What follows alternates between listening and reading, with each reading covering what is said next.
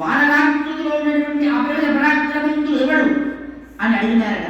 సీత ఇలా అన్నట, రాక్షస నిర్మితము మాయా మీకే తెలియదు, నేను అంతే దుఃఖంలో పరితపిస్తూ ఉన్నాను, నాకేమి తెలియను అని చెప్పగా రాక్షస స్త్రీలు భయపడచ్చు వెళ్ళి హనుమంతుని చేత చేయబడినది అంతయు రావణుడు తెలిపినారట. దేవా, ఎవడో గొప్ప బలసంపన్నుడు వానర రూపమును ధరించి సీతతో సంభాషించి ఆలయ మండపమును పెక్కిరించి క్షణములో అశోకవనమును అత్యంత పరాక్రమతో ధ్వంసం చేసినాడు. ఆ యొక్క ప్రాసాదమంతయు కూడా అంటే ఆవరణమంతయు కూడా కావలికాయు వారందరినీ కూడా కావలి కాసినటువంటి వారందరినీ కూడా చంపి అక్కడే కూర్చుని ఉన్నాడు అని తెలుపుతుంటాడు. తనకు ఈ దుర్వార్తీయుడు వనభంగమును విని రావణుడు అదిరిపడి లేచి నిలిచినాడ. వెంటనే 10 లక్షల మంది కింకరుల రాక్షసాధికుడు పంపినాడు. శిథిలము చేసిన ఆ యొక్క ఆవరణ మొదటి ఆవరణలోనే నిలిచి పర్వతాకారముతో లోహస్తంభమును ఆయుధములుగా ధరించి ఆ తోకను అంటే బాలమును కొంచెం కదిలించుచూ రక్తముఖుడై భయానక రూపముతో నిలిచిన తన మీదికి ఎత్తుచూ వచ్చున్నట్టు వస్తున్నటువంటి మహారాక్షస సేనావాహిని చూచి హనుమ బిగ్గరగా అని హుంకారం చేసినాడు. అది విని వారొక్కసారిగా నిశ్చేష్టులైనారట. సర్వరాక్షస సంహారకుడు భయంకరాకారుడైనటువంటి ఆంజనేయుని చూచి ఆ రాక్షసులందరూగా వివిధములకు ఆయుధములను అతనిపై ప్రయోగించినాడు. అంతటా గజరాజు దోమలను నలిపివేసినట్టుగా నలిపేసినట్టుగా హనుమంతుడు ముద్గరము లోహస్తంభమును చేకూడి లేచి క్షణములు అందరినీ కూడా మట్టి కలిగించేసినాడు. ఆ రాక్షసాధులు నిహతమైపోయినారని విని రావణుడు క్రోధావేశముతో ఆ దుర్మతులకు 5 సేనాపతులు పంపినాడు. మహాబలశాలుడు వానరేశ్వరుడి మీదకి వచ్చినటువంటి ఆ 5 ఇంతకుముందు వారి వలనే క్షణములో లోహస్తంభముతో నిశ్శేషముగా వధించినాడు. అంతటా మరింత కోపగించి 7 మంత్రి కుమారులను పంపినాట. తనపైకి వచ్చుతున్నటువంటి వారినందరినీ కూడా ఆ వానరేశ్వరుడు ఇంతకు ముందు దాన్ని లోహస్తంభంతో ఒక క్షణంలో పట్టుపెట్టినాట. తన మునుపటి స్థానముకే పోయి ఇంకనూ రాబోయే రాక్షసుల కొరకు ఎదురు చూస్తూ కూర్చొని ఉన్నాడు. అంతటా మహాబలశాలి రావణ కుమారుడు ప్రతాపవంతుడు అక్షుడు వచ్చినాడు. అక్షుడు అతను చూచి ఇతని హనుమంతుడు ముద్గరముతో ఆకాశంపై ఎగిరి గగనం పైకి ఎగిరి ఏ వేగంగా దూకి అతని శిరమున ముష్టిగా పుట్టినాడ. ఇట్లు అక్షుడిని చంపివేసినాడు. అతని సైన్యమును విశేషముగా హతమార్చినాడ. రాక్షసుడు రావణుడు తన కుమారుని మరణం విని క్రోధముతో ఉద్రిక్తుడై ఇంద్రజిత్తుతో అన్నాట, కుమారా, నా పుత్రుడు చంపిన శత్రువు ఉన్న చోటుకి నేను పోయేదను. వారిని చంపి కానీ బంధించి కానీ నీవు ఎదురుకు వచ్చి కొన్ని తీసుకుని వచ్చేదవు. అందులకు ఇంద్రజిత్తు ఇలా అన్నాట, ఓ మహాపతి తండ్రి, శోకపడము, నేను ఇంకను జీవించి ఉన్నాను. ఎందులకు నీవు ఇట్లు బాధకరము వచనం పలుకుతున్నావు తండ్రి? ఆ వాడరుని బ్రహ్మాస్త్ర పాశంతో బంధించి నీ దగ్గర తీసుకుని వస్తాను అని చెప్పి రథం అధిరోహించి చాలా మంది రాక్షసులతో ప్రవేశింపబడి వీరవిక్రములకు ఇంద్రజిత్తు వాయుపుత్రుడు సమీపంలోకి వచ్చాడు. అనంతరం ఇంద్రజిత్తు అతిగా చేయు సింహనాదముని వీర్యవంతుడు హనుమ స్తంభమును ఎత్తి గరుత్మంతుని వలె వినువీధికి ఎగిసినాయన్నమాట. అట్లా ఆకాశమున తిరుగుతూ ఆడుతూ హనుమంతుని ఇంద్రజిత్తు బాణములతో వేధించినాడు. మరణ శిరస్సుపై 8, హృదయమున పాదయున 6 తోకపై వాలిపై 1 చొప్పున బాణమును ప్రయోగించి నొప్పించినాడు. భయంకరంగా సింహనాదం చేసినాడట ఇంద్రజిత్తు. అంతటా అత్యంత హర్షముతో వీర్యవంతుడు హనుమంతుడు స్తంభమును ఎత్తి ఆ సారథిని వధించినాడట. ఇంద్రజిత్తు రథమును గుర్రములతో సహా క్షణములో నొక్కు చేసినాడట. తర్వాత మహాబలశాలి మేఘనాథుడు మరొక రథమును ఎక్కి వెనువెంటనే బ్రహ్మాస్త్ర బ్రహ్మాస్త్రమును వేగముగా తీసుకుని దానిచే ఆ హనుమంతుని బంధించి రావణరాజు సమీపంలో తీసుకుని వచ్చాడు. అలా బ్రహ్మాస్త్రంతో బంధించేశాడు. ఆ బ్రహ్మాస్త్రమునకు గౌరవం ఇచ్చి ఆ బ్రహ్మాస్త్ర ఆంజనేయ స్వామి ఏం చేయదు, ఆయన గౌరవించి బ్రహ్మాస్త్రం అంటే దానికి మర్యాద గౌరవించి రావణ యొక్క సమీపంలోకి వచ్చినాడు. ఎవరి నామమును నిరంతరం జపించు మహానుభావుడు అజ్ఞానకృత కర్మబంధమును క్షణములో అప్పటికప్పుడే విడిపించుకొని కోడి సూర్య ప్రభాభాసముకు మంగళకరమైనటువంటి పరమపదము చేరుకుందో అటు రామచంద్రుడి పాదపద్మలను ఎల్లప్పుడూ హృత్పత్న మధ్యమునందు బాగుగా అందుకుని మారుతి అప్పుడే సమస్త బంధముడి ముక్తులైనాడు. కావున అన్యములైన ఇటువంటి బ్రహ్మాస్త్రములు ఏ పాశమును హనుమంతుడు ఏం చేయగలవు? ఓ పార్వతి, హనుమంతుని ఆ బ్రహ్మాస్త్రము ఏమి చేయలేకపోయింది, బంధించింది. కానీ కేవలం గౌరవప్రదంగా మాత్రమే అక్కడికి వెళ్ళినాడు. అప్పుడు పరమేశ్వరుడు చెప్తూ ఉన్నాడు, ఓ పార్వతి, యాంతం కపీంద్రం ధృతపాశబద్ధనం విలోకయంతం నగరం విభీతవత్ అతాడయ యన్ముష్టితలయస్సు కోపనా పౌరాస్తమంతా తనుయాక్షుతం. ఓ పార్వతి, బ్రహ్మపాశబద్ధుడైనటువంటి హనుమంతుడు త్రాలచే తాను కట్టబడి తీసుకొని పోతుండగా తాను నిర్భయుడైనప్పటికీ భయపడిన వాడి వల్ల నటించుచు నగరమును చూచు అంతా. అంటే ఇక్కడ ఎక్కడుంటే దూతాడినటువంటి వాడు ఎక్కడెక్కడ ఏమున్నాయి. మనకు కూడా కొంతమంది ఉంటారు, పాకిస్తాన్కి వెళ్ళి మారువేషం వచ్చి ఎక్కడెక్కడ ఎవరు ఉన్నారు ఏమిటి, ఏ ఉగ్ర స్థావరాలు ఎక్కడ ఉన్నాయి, ఒక భిక్షుక వేషంలో అదే కోరుకుంటారు. ఇది ఈ మార్గం ఎక్కడి నుంచి? రామాయణం నుంచి.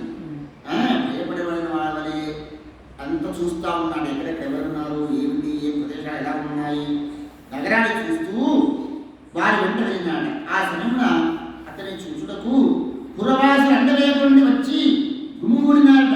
వారు అతని వెంట నడుచుచూ కోపముతో ఆ స్వామిని పిడికృతులతో అరచేతులతో పొడుస్తూ ఉన్నారట. ఆంజనేయ స్వామి బ్రహ్మవర ప్రభావము చేత బ్రహ్మాస్త్రము ఒక క్షణము ఆంజనేయ శరీరమును స్పృశించి వెంటనే వెళ్ళిపోయింది. ఈ విషయం ఆంజనేయులకు తెలియను. ఆయన విశిష్ట కార్యము సాధించినది తుచ్చమైన త్రాళ్ళతో కట్టబడి రావణుని దగ్గరికి వెళ్ళిపోయినాడు. అప్పుడు ఇంద్రజిత్తు సభలో ఉన్న రావణుని దగ్గరికి వెళ్ళినాడు. ఆంజనేయుని తీసుకుని సభామధ్యమున వెళ్ళి రావణుని సమక్షమైన ఇంద్రజిత్తు ఇలా పలికినాడట, నేను ఈ వారాన్ని బ్రహ్మవర ప్రసాదం బంధించి తెచ్చింది. ఇతడే గొప్ప గొప్ప వీరులైన రాక్షసులు సంహరించినాడు. మహారాజా, మంత్రులతో పరామర్శించి మీరే దండన, ఇది ఏ దండ ఉచితమని తలచితదో దానిని విధింపుడు. ఇతడు సామాన్య బాలుడు కాదు సుమా. అప్పుడు రాక్షసరాజు రావణుడు తన ఎదుట కూర్చుని కాడకు కొండ వంటి నల్లని రంగులైన ప్రహస్తులతో ఇలా అంటున్నాడు, ఓ ప్రహస్త, ఈ వానరుడు ఇతడు ఎందుకు వచ్చను? ఇతడు ఏమి పని? ఇతడు ఎక్కడి నుండి వచ్చను? నా వనమును ఎందుకు నాశనం చేసును? నా రాక్షస వీరులను బలవంతముగా ఎందుకు చంపెను అని నీవు అతన్ని అడుగు. అప్పుడు ప్రహస్తుడు ఆంజనేయుతో ఆదరపూర్వకంగా ఇలా అంటున్నాడు, వానరా, నేను ఎచ్చరికి ఎవరు పంపినారు? నీవు భయపడవలదు. రాజాధిరాజైన రావణుడు ఎదుట నిజము తెలుపుము, అట్లేచో నేను నిన్ను విడిపించదను అనగా అక్కడ శ్రీరాముని పదే పదో మనస్సులో స్మరించుకొనుచు అతి హర్షముతో రావణుడు లోకత్రేకంటకు రాక్షసుని తన శత్రువును నిరీక్షించి క్రమముగా శ్రీరాముని పుణ్య చరిత్రమును వివరించుడని ఉపక్రమించినాడు. అప్పుడు అయ్యా వినుము, కుక్క హవిస్సును నశించినట్లుగా నిన్ను నీవు నశింపజేసుకోవడని ఏ అఖిలోకనాథుని పతివ్రతకు భార్యను అపహరించి తెచ్చుకుంటేవో అట్టి సకల భూతముల హృదయ కమలముల యందు నెలకొనినటువంటి శ్రీరాముని యొక్క భూతం ఎలా ఇచ్చినాడు? అఖిల సకల భూతముల హృదయ కమలములందు అంటే సర్వభూతములో ఉన్నటువంటి ఆ హృతాధున త్వయా భార్య స్వనాశాయుషునేవ సంతని. భగవంతుడు ఎక్కడ ఉన్నాడయ్యా అంటే సకల హృదయాల్లో ఉన్నాడు. ఆంజనేయ స్వామి చెప్తూ ఉన్నాడు. ఆ రాఘవుడు మతంగ పర్వతమునకు వచ్చి చేరెను. అగ్నిసాక్షిగా సుగ్రీవుతో మైత్రి జరిగినాడు. ఒక్క బాణముతో వారిని హతమార్చి సుగ్రీవుని బాణానికి పట్టాభిషేకం చేసినాడు. దశానన ఆ వానరాజుడు మహాబలవంతుడు సుగ్రీవుడు మహాబలశాలను కోటాను కోట్ల వానర సమూహములతో కూడిన వాడి లక్ష్మణ సహాయుడు రావణుతో అతి క్రుద్ధుడై ప్రదర్శన తెలిపే నిలిచి ఉన్నాడు. గొప్ప వానర వీరులు అతని చేత భూజాత సీతను అన్వేషించున్నది అన్ని చోట్ల నియోగింపబడినారు. వారందరిలో నేను ఒకడను నేను పవన తనయుడను వానరుడను. మెల్లగా సీతను వెలుచు అతి గోప్యంగా ఇక్కడ చేరినాను. పద్మపత్రముల వంటి కన్నులు లేని సీతను నేను దర్శించును. నేను వానరుడను కనుక చాపల్యము చే వనము నశింప చేయబడినది. నేను వానరుడి కాబట్టి నశింప చేయను అంటే నన్ను చూచి సాయుధులై నన్ను వధించుడని సరభసమున మీరు వచ్చింది నా గొడవలు కాపాడుకుంటది వారిని నేను హతమార్చుతుంది. ప్రభు దేహధారణకు ఎల్లరుకును దేహమే ప్రియము కదా. దేహధారణకు అందరికీ అంటే శరీరం ప్రీతి మీద ప్రీతి ఉన్న వారికి అందరికి కూడాను ఆ శరీరమే ప్రీతి కదా. అంతగా బ్రహ్మపాశంతో నన్ను బంధించి మేఘనాథుడు నామకుడు ఇతడు నేను వద్ద తీసుకుని వచ్చినాడు. బ్రహ్మవర ప్రభావం వలన నన్ను ఆ బ్రహ్మాస్త్రం స్పృశించియే విడిచిపెట్టినదని నాకు తెలుసు. అయినను ఓ రావణ దయారసముతో నిండిన బుద్ధితో నీకు హితము చెప్పదన కోరికతో నేను బంధింపబడిన వాడి వలె ఇచ్చలకు వచ్చినాను, కానీ నేను బంధింపబడలేదు. రావణ రాక్షసులకు నీ బుద్ధిని వదిలిపెట్టుము. లోకం యొక్క భూగోళను కూర్చి వివేకంతో ఆలోచించుము. శరీరధారణకు హితము కూర్చున్నట్టి సంసార బంధ విముక్తి కారణమేంటి? ఆ దైవ సంబంధమైన మార్గము ఆశ్రయింపు, దైవీ మార్గాన్ని ఆశ్రయించుము. ఈ యొక్క రాక్షస మార్గాన్ని విరమించుము. నీ ఉత్తమకు బ్రహ్మవంశ సంజాతుడవు, పౌరస్థుని యొక్క పుత్రుడవు, కుబేరుని బంధుడవు. చూడుము, దేహమే నీవని తలంపుతో కూడిన దేహాత్మ బుద్ధితో చూసినప్పుడు కూడా నీవు రాక్షసుడవు కావు. ఇక దేహం కన్నా వేరైన ఆత్మవు అని ఆత్మబుద్ధి చేత నీవు రాక్షసుడవుని కావని వేరుగా చెప్పగలనేదా? శరీరము బుద్ధి ఇంద్రియముల దుఃఖ పరంపరలు నీవి కావు. నీవు వాటికి సంబంధించిన వాడవు కావు. స్వయంగా ఇవేమీ నీవు కావు. నీవు నిర్వికారుడవు. స్వప్రమందవుపించి దృశ్యములే అజ్ఞానములుగా పరంపరలు అసత్యములు. కావున నీ ఎందు వికారము లేదు అధికారము లేదు. నీవు కారణము కాదు అంటే తాను మాటయే సత్యము. అందువలన నీవు అద్వితీయుడవు. ఆకాశం మీద వ్యాపించను అది దేని చేతను అంటబడినట్లుగా నీవును అట్టివాడివే. అనగా నువ్వు సూక్ష్మ రూపమున దేహమందు ఉండి కూడా తద్వారా లభించింది సుఖ దుఃఖాది వికారములతో లిప్తుడవు కాదు. కానీ దేహ ఇంద్రియ ప్రాణ శరీరాదుల సాంగత్యము వలన లేదా సాన్నిహిత్యం వలన ఆత్మ బుద్ధితో జీవుడు అఖిల బంధముల పాలు అవుతూ ఉన్నాడు. ఆ జీవుడు నేను చిన్మాత్ముడను, నేను అజుడను, పుట్టగలేనివాడును, నేను అక్షరుడను, నేను ఆనంద భావ స్వరూపుడను అని తెలిసినచో బద్ధ విముక్తుడవు. పృథివీ వికారముతో జనించడం వలన ఈ దేహము అనాత్మ, ప్రాణవాయు వాయువే అగుట వలన అది అనాత్మయే కనుక ఇదేది కూడా ఆత్మ సంబంధమైనటువంటిది కాదు. మనస్సు కూడా అహంకార వికారమే కానీ ఆత్మ కాదు. ప్రకృతి వికారముతో ఏర్పడటం వలన బుద్ధియు కూడా ఆత్మ కాదు, చిదానందము అవికారి అనేది. ఈ ఆత్మయే దేహాది సంఘాతములకు ఇది పూర్తిగా వేరైనది, విలక్షణమైనది. దేహస్థుడై ఉండి కూడా ఈ ఆత్మ పరమాత్మయే.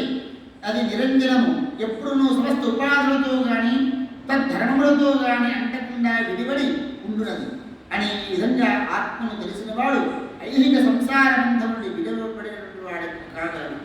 కావున ఓ మహామతి, నేను ఇప్పుడు ఆత్యంతిక మోక్ష సాధన గురించి తెలిపదను, సావధానత విధము అనే తత్వజ్ఞానం తత్వోపయోగం చేస్తున్నాడు ఆంజనేయ స్వామి రావణుని. విష్ణువందరి భక్తియే బుద్ధిని కూడా బాగుగా శోధించి వేయను, అంటే బుద్ధిని శుద్ధి చేయను. విష్ణువునందరి భక్తి అంటే భగవంతుడి అనే భక్తి మన యొక్క బుద్ధిని శోధిస్తుందట. శోధన చేయడం అంటే ప్రక్షాళన చేస్తుంది. విశుద్ధములు భగవతత్వం యొక్క అనుభవం ఏర్పడుతుంది. దానివల్ల తత్వజ్ఞానమును పూర్తిగా తెలుసుకొని పరమపదం చేరవచ్చు. అందువలన ఇప్పటికిప్పుడు ఆ ఆదినారాయణుడు రమాపతిని, ఆ స్వామిని, సనాతనుని, ప్రకృతి కన్నా పరుని, సర్వవ్యాపకుడు శ్రీరాముని దర్శించుకును. నీ మదిలో గల శత్రుభావన వదిలిపెట్టుము. మూర్ఖతకు వీడుకోలు పలికి శరణాగత ప్రియుడు అవును. రాముని సేవించుకును. సీతను ముందు తీసుకుని పుత్ర బాంధవులతో సమేతంగా రాముడికి నమస్కరించి అంతేకాక ఇక భయం నుండి ముక్తులు కాగలవు. హృదయస్థులకు వారిని సుఖస్వరూపిణి అద్వయుని పరమాత్మని రాముని భక్తితో సేవింపకుండా జనులు దుఃఖ తరంగాలతో అల్లకల్లోలమవుతూ సంసార కల్లోలను దాటి ఆవల తీరములకు ఎలా చేరుకోగలరు? సంసార సముద్రాన్ని విధంగా దాటగలరు. అలా కాక అజ్ఞానమయము అగ్నిచే దగ్ధమగుచు, అజ్ఞానమైన రూపంలో ఉన్నటువంటి అగ్ని మనకి ఏంటి? మనం దగ్ధమవుతున్నది అజ్ఞాన రూపంలో ఉన్నటువంటి అగ్ని అనమాట. అంటే తాపము, మహాతాపము, ఆలోచనలు, తాపము. నిన్ను నీవు శత్రువు వలె రక్షించుకునలేదు. నీచే చేయబడు పాపకర్మలే నిన్ను అధపాతాలను తిద్దవేయగలవు. అప్పుడు నీకు మోక్షం కలుగునా లేదా అన్న అనుమానమునకు కూడా తావుండదు. అనగా మోక్షం కలుగుటకు అవకాశమే ఉండదు అని భావం. ఆ విధంగా ఆ పవనతనుడు ఆంజనేయ స్వామి అమృతాస్వాదన సమానం సుభాషితులను విని రాక్షసులకు దశకంధరుడు సహింపలేక మనకు కూర్చోబెట్టి మనం వాడి సమస్యల్లో ఉంటే మనం తత్వోపదేశం చేస్తుంటే వాడికి ఇంకా మండిపోతుంది. ఎవరికైనా సమస్యల్లో ఉన్నటువంటి వాడికి ఆశలతో నిండినటువంటి మనస్సు, కల్మషంతో ఉన్నటువంటి వాడికి, మనస్సు కల్మషత్వంతో ఉన్నటువంటి వాడికి, ద్వేషభావంతో ఉన్నటువంటి వాడికి, కామాంధుడికి తత్వోపదేశం చేస్తే ఉపయోగం లేదు. దీనికి అర్థం అంటే అయినప్పటికీ కూడా చేస్తూ ఉండాలి. అది వాడి యొక్క ధర్మం. అంటే మనం చెప్పి రావడం వెళ్ళలేకపోయినప్పుడు వారి కర్మ, చెప్పడం మన ధర్మం అనేటువంటి దాని యొక్క ఎంతో భావం. సహింపలేక మండిపడుచు అది క్రోధముతో కన్ను ఎర్ర చేసి కపీశ్వరుడు అన్నాడ, ఆహా ఎట్టు నిర్భయంగా నా ముందే నీవు వదులుడయ్యా, ఏ ముఖం పెట్టుకొని మాట్లాడుతున్నావు? కోరి దుష్టబుద్ధి, వానరులలో నీ అధమాధముడు. నీ తెలివి నాకు తెలిసిపోయినది. ఎవరు ఆ రాముడు? వనచరుడు. ఆ సుగ్రీవుడు ఏ పాటి వాడు? సుగ్రీవుడితో కూడిన ఆ నరాధముడు నేనే నిహతుని చేసి వేసేది. ఓరి వానరుడా, మొట్టమొదటిగా నిన్నిప్పుడే చంపి వేసి అటు పిమ్మట జానకిని వధించదును. అనంతరం రాముని లక్ష్మణులతో సహా వధించదును. అంతకుముందుగానే వరీయుడు కపీశ్వరుడు సుగ్రీవుని